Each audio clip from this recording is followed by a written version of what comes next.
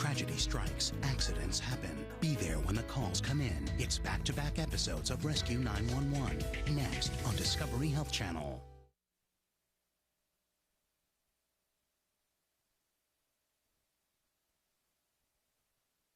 This is 911. Do you have an emergency? Today on Rescue 911, a faulty furnace ignites into a propane fireball. I thought at first that the house had been hit by lightning, leaving 2 children fighting for their lives. One.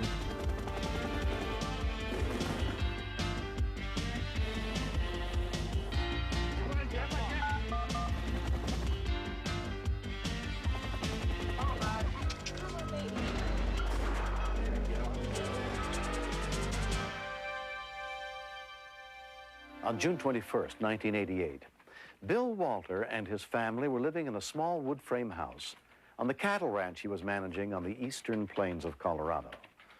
Actors have helped us reconstruct what happened inside the Walter home on that summer afternoon.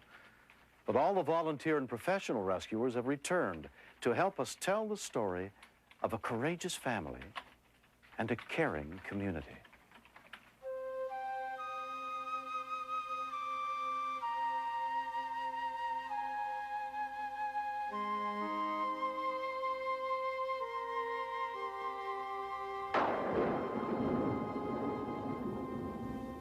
I was in the kitchen, and I was getting ready to fix our supper, and I had turned on the hot water to wash my hands, and it came out cold. On the other side. Doesn't. No, we don't have any hot water. Assuming that the pilot light had gone out on the water heater, I asked my husband, Bill, to go down to the basement and relight it for us. Come on, you guys. Get your shoes on. When we continue. Their whole lives were being changed just in that instant. That's what flashed through my mind. Clear? Then there's Claritin Clear. Follow unsung heroes saving lives and witness courage and compassion in action. Okay, I'll be in the back. I'm gonna be in the back of the ambulance waiting for you. Paramedics, next on Discovery Health Channel.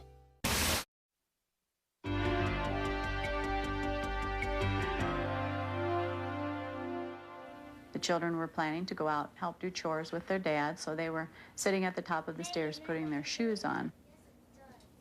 As in many remote areas, the Walters water heater was fueled by propane, a colorless gas. I had fed our baby Abby and put her to bed.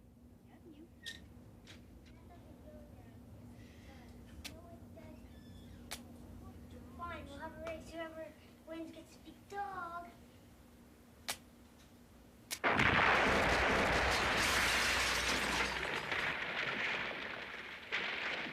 I thought at first that the house had been hit by lightning. That's all I could think of. Bill was hollering and the kids were screaming, and the first vision that I saw of them was unrecognizable. I realized that an accident had occurred and that they were burned. And the only thing that I could remember was to dial 911. 911.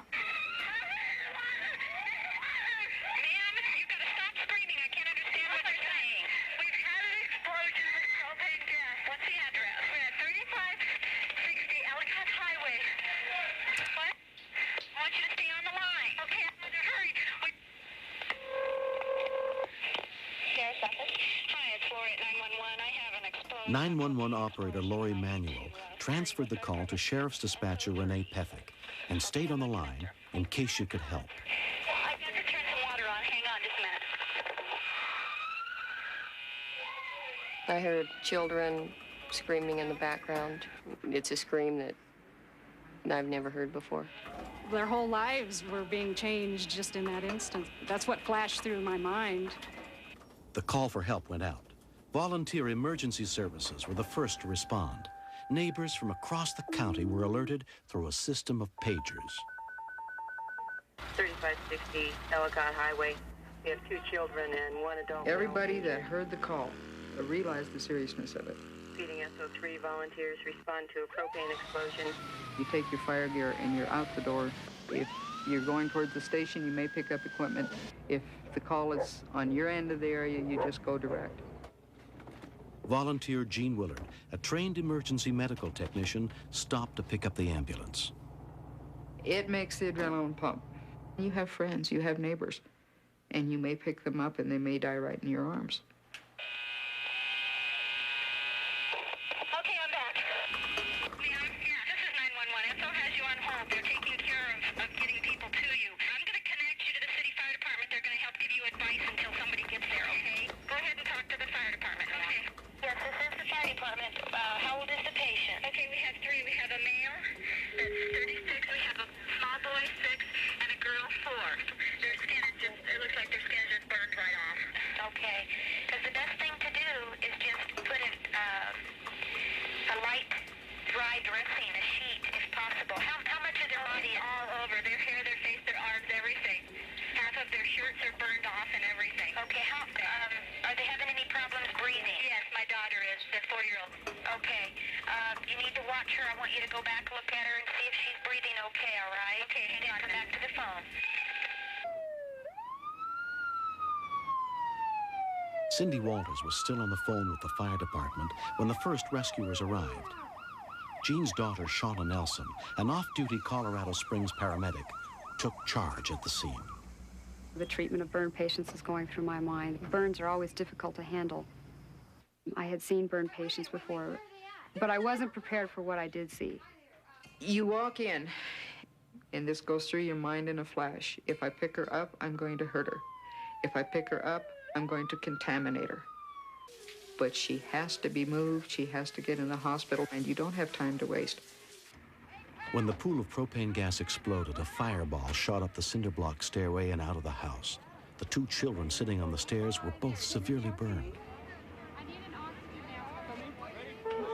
I was extremely concerned about Adam. He actually did stop breathing at one point for about 30 to 45 seconds. I yelled at him and I did a sternal rub, and he began breathing again.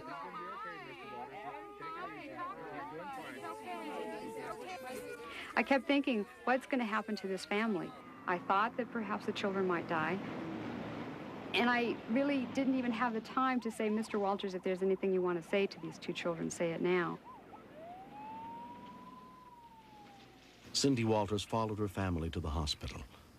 When they came out and they were on the gurneys and they wheeled them past us, you wouldn't have known who they were. Their hair was gone, their eyelashes and eyebrows. They were swollen almost twice the size that they had been.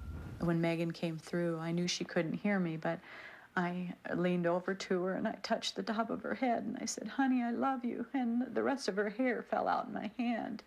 And I thought that was the end. My children aren't even there anymore. Megan, Adam, and their father, Bill, were transported to the regional burn center at Penrose Hospital in Colorado Springs. Plastic surgeon Alexander McCullough was on call that night. All 3 of the patients were in very critical condition with 2nd and 3rd degree burns. No question that their lives were in danger. From that time on, I really prayed that they would die. I did not want them to live through the pain that they would have to have, through the disfigurements and also the social shunning. And so I did. I prayed that way. And then in the morning, when they were still alive, I thought, well, I need to change my thinking. They're alive this long, and we need to work with this now. Months of skin grafts and slow healing began, especially for Megan and Adam. When we were real sick in the hospital, it was really confusing because we really didn't know what happened to us at that time. We couldn't talk. We had to dress them, we had to feed them, we had to do everything for them. Within weeks, they were outfitted with special silicone masks and elastic bodysuits to help reduce the scarring. They started a program of intensive therapy to increase their mobility. Then began our process of little miracles. They began to heal in different things. Even though the outside of them was changed and would never be the same, the inside was still there, and I was thankful for that.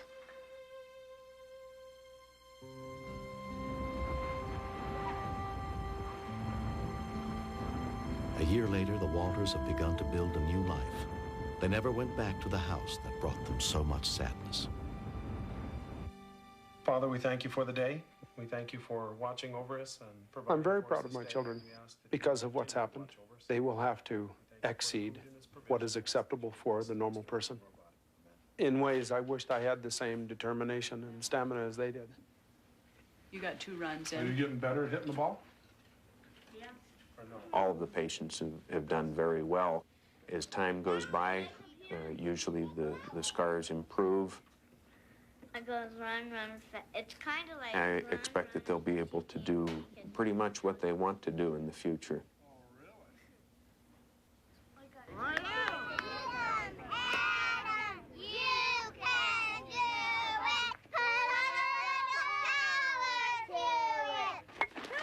Their bodies always will look like they have been burned, and there will be differences there. We want to give the kids the self-confidence inside that they can deal with that. We have told both of the kids that they are special, and that because of what they've gone through, they're going to be able to reach people that others can't. And so I'm anticipating something really special. I think part of living, the biggest part of living, is learning how to live life, no matter what the conditions are.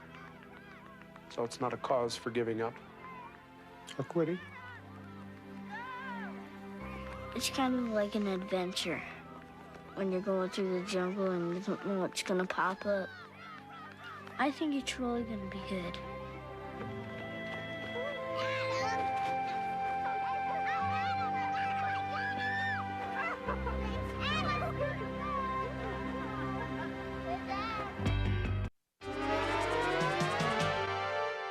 Next, step inside the command center where the calls for help are answered and meet the real-life heroes who save lives. Stay tuned for another episode of Rescue 911. Next on Discovery Health Channel. Real life, medicine, miracles. Mr. Shapiro, step out of the car, please.